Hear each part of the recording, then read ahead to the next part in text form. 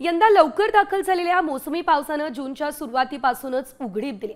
2 आठवड्यांपासून नैऋत्य मोसमी वाऱ्यांची वाटचाल मंदावली।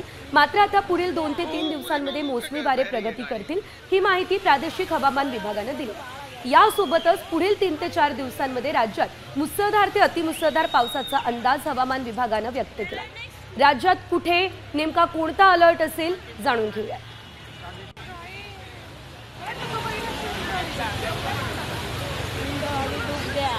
पहिले 2 दिवस म्हणजे उद्या आणि परवा काही दक्षिण मध्य महाराष्ट्रातील काही जिल्ह्यांमध्ये मुसळधार पावसाची शक्यता आहे। तसेच दक्षिण कोकणामध्ये सुद्धा मुसळधार पावसाची शक्यता आहे।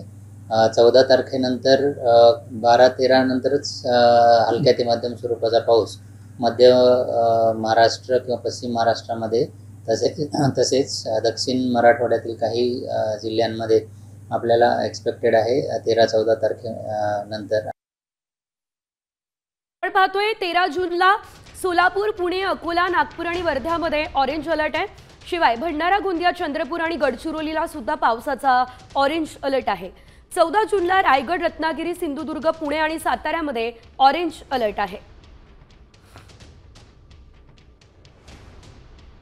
शिवाय 15 जूनला रायगड, रत्नागिरी आणि सिंधुदुर्गमध्ये ऑरेंज अलर्ट असेल, पावसाची शक्यता आहे।